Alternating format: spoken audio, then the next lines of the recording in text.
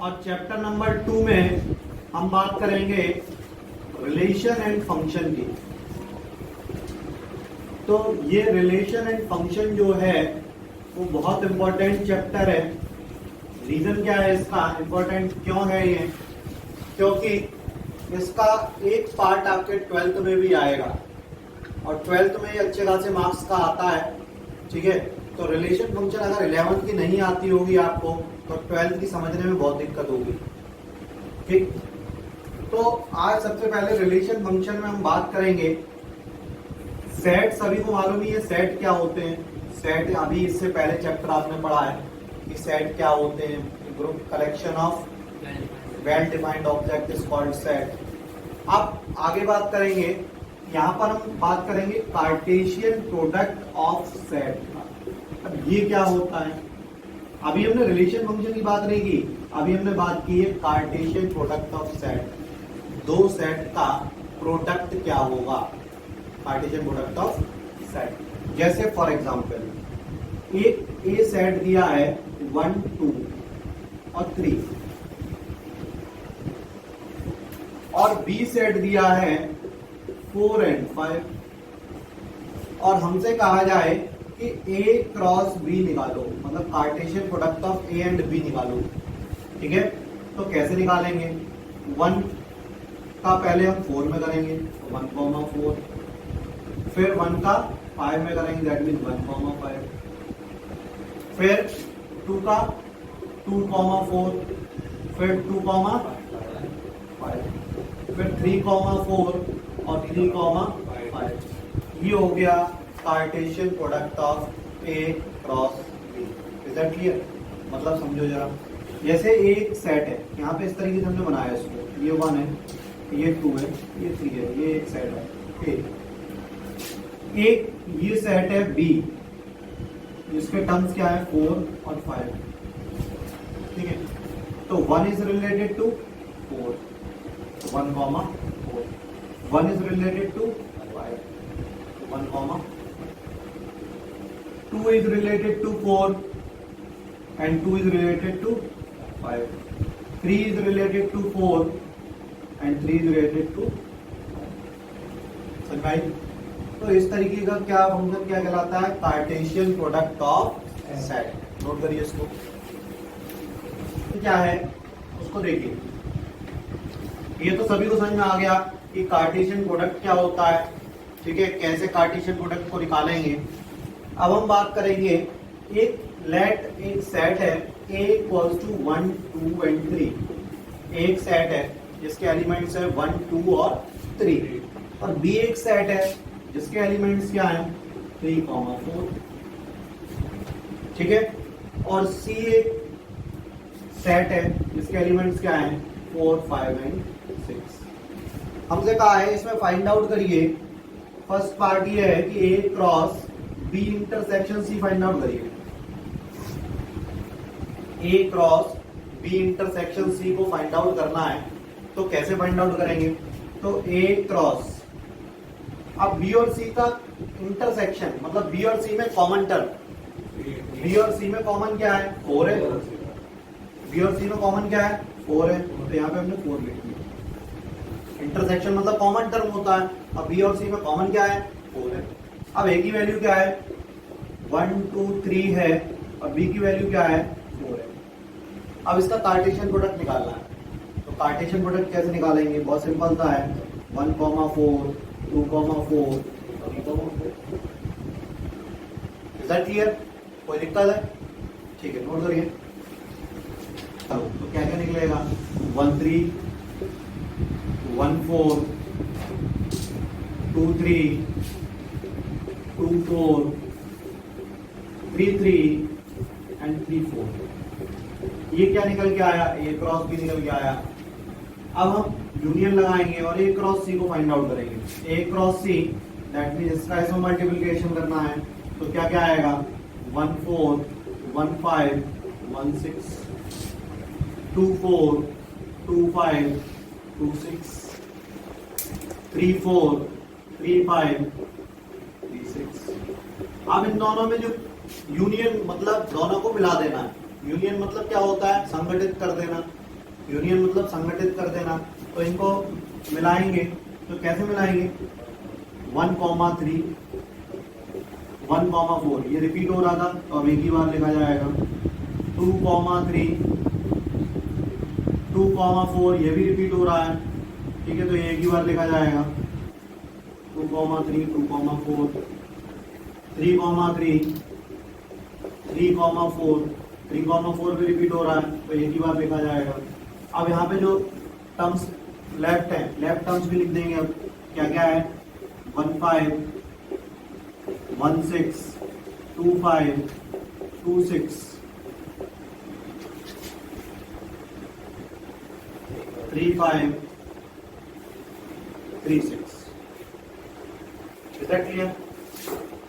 तो ये क्या हो गया, A cross B union A cross C। Note करिए, एक्सरसाइज 2.1 और एक्सरसाइज बहुत सिंपल सी एक्सरसाइज है, जल्दी से हम फिनिश करेंगे इसको। अरे सर ले ये सर पुनीत गुप्ता ने बुला दी पूरी।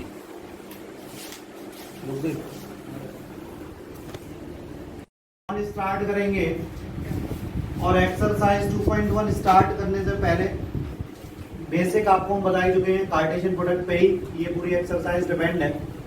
तो पहला क्वेश्चन क्या है 2.1 का, उसको देखिए। फर्स्ट क्वेश्चन है, if x/3 + 1 comma y - 2/3 is equals to 5/3 comma 1/3 then find the value of x and y। तो x और y की वैल्यू फाइंड आउट करनी है। तो ऑन कंपेयरिंग, सीधा सीधा हम इसमें कंपेयर करेंगे। ऑन कंपेयरिंग जब हम कंपेयर करेंगे तो क्या होगा, x/3 + 1 इक्वल्स टू 5/3 होगा।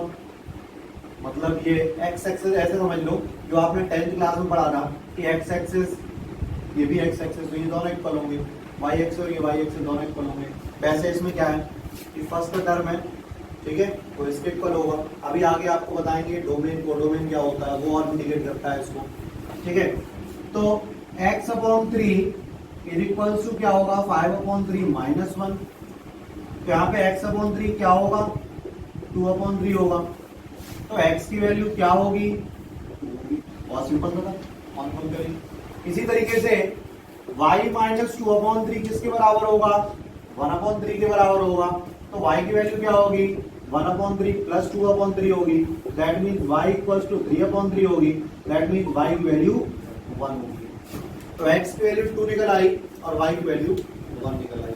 यहां तक किसी को कोई प्रॉब्लम नहीं, ठीक है। तो आगे बढ़ते हैं और आगे इसी क्वेश्चन को, सेकंड क्वेश्चन को देखते हैं।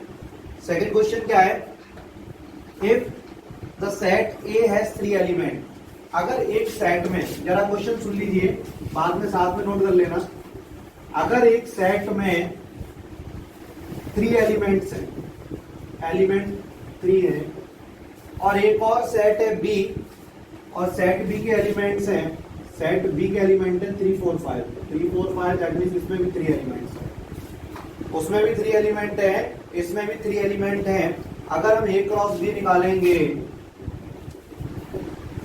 तो कितने नंबर ऑफ एलिमेंट्स होंगे, 9 होंगे। अभी आपने देखा, अभी हम कार्टेशियन जब प्रोडक्ट करते थे तो जब दो एलिमेंट्स में करते थे तो 4 एलिमेंट्स आते थे। कैसे, 1 2 1 1 2 2 2 1, तो 4 एलिमेंट्स आते थे।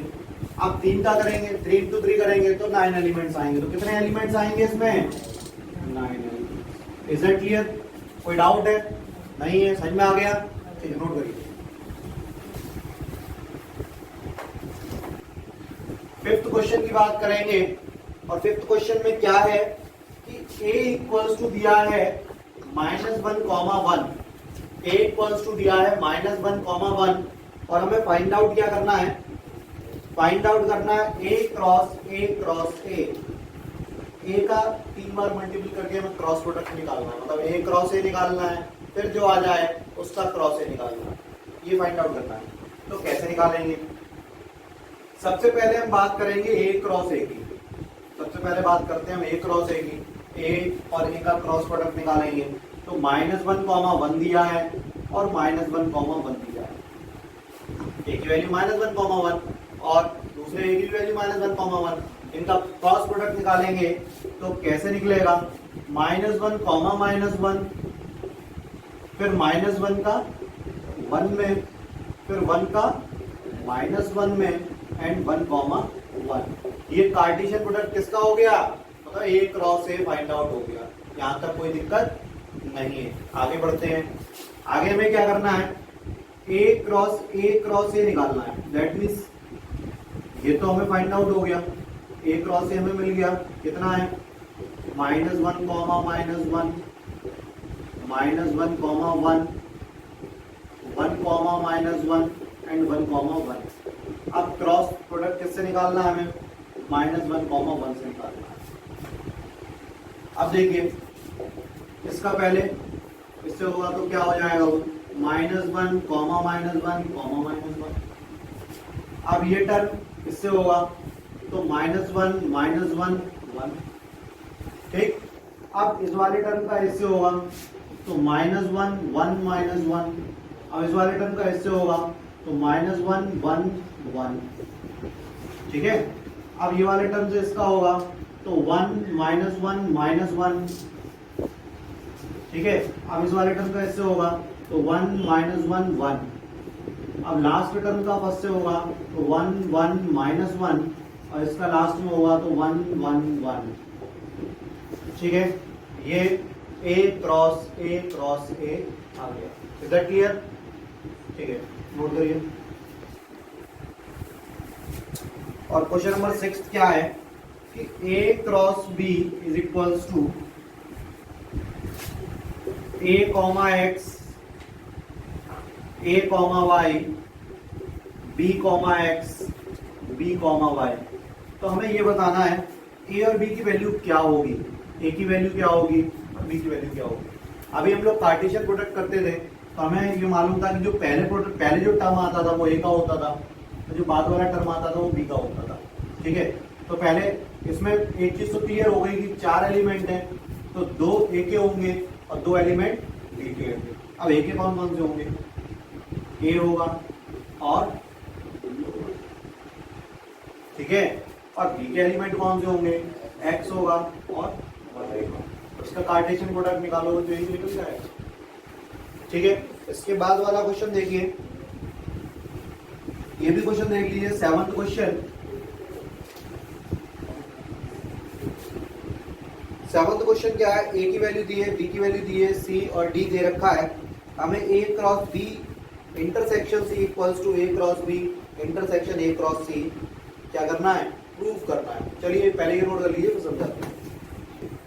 क्वेश्चन नंबर 7 की बात करते हैं और 7th क्वेश्चन में ए इक्वल्स टू क्या दे रखा है? ए इक्वल्स टू दे रखा है 1, 2, बी इक्वल्स टू दे रखा है 1, 2, 3, 4, 1, 2, 3, 4, सी इक्वल्स टू दे रखा है 5, 6 और डी इक्वल्स टू दे रखा है 5, 6, 7, 8। डी इक्वल्स टू दे रखा है 5, 6, 7, 8। ये 4 पॉइंट्स दिए हैं ए, बी, सी और डी। ठीक है। वेरीफाई करना है। पहले पार्ट में आपको क्या फाइंड आउट करना है कि A cross B intersection C is equals to A cross B intersection A cross C. A cross B intersection A cross C find out, prove करना है। ठीक है, ये प्रूव करना है। कैसे करेंगे? बहुत अच्छे समझना, बहुत अच्छा क्वेश्चन है ये। सबसे पहले हम लेंगे LHS। सबसे पहले लेंगे LHS। ठीक है। और LHS लेने के बाद हम इसमें क्या फाइंड आउट करेंगे कि बी इंटरसेक्शन सी क्या है। पहले तो ए की वैल्यू क्या है? 1, 2 है।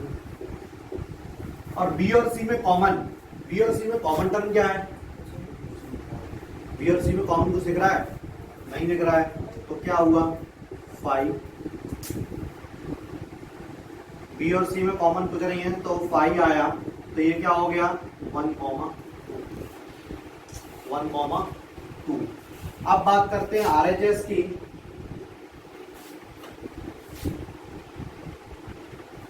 RHS में क्या है? A cross B intersection A cross C। A cross B intersection A cross C, A और बी का क्रॉस प्रोडक्ट निकालो। ए और बी का क्रॉस प्रोडक्ट निकालेंगे तो क्या होगा, 1 1 1 1 2 1 3 1 4 और 2 1 2 2 2 3 2 4, ठीक है। और इंटरसेक्शन ए क्रॉस सी, और ए क्रॉस सी निकालेंगे तो क्या होगा, 1 5 1 6 1 7 1 8 और 2 5 2 6 2 7 2 8। यहाँ पे एक छोटी सी मिस्टेक हुई है, जब भी किसी का 5 के उससे वो होगा तो क्या होगा, 5 होगा यहाँ पर, ठीक है। मतलब किसी भी एलिमेंट का अगर 5 से कार्टेशियन प्रोडक्ट होता है तो आंसर क्या आएगा, 5। अब यहाँ पे देखिए कॉमन कुछ मिल रहा है, 1 1 1 2 1 3 1 4 1 5 1 6 और 2 1, कोई भी कॉमन नहीं है तो ये क्या आया, 5 आया, ठीक है। फिर से समझ लीजिए, कार्टेशियन प्रोडक्ट में किसी भी एलिमेंट का अगर 5 से मल्टीपल होता है तो आंसर क्या आएगा, 5। और इधर कॉमन क्या आ रहा है, कुछ नहीं आ रहा, 5। तो LHS equals to RHS। A cross C is a subset of B cross D, is a subset of B cross D. A cross C is a subset of B cross D. Subset का मतलब हमने बताया था, subset का मतलब क्या होता था कि उस सेट का एक पार्ट होता था, ठीक है, उस सेट का एक पार्ट होता था।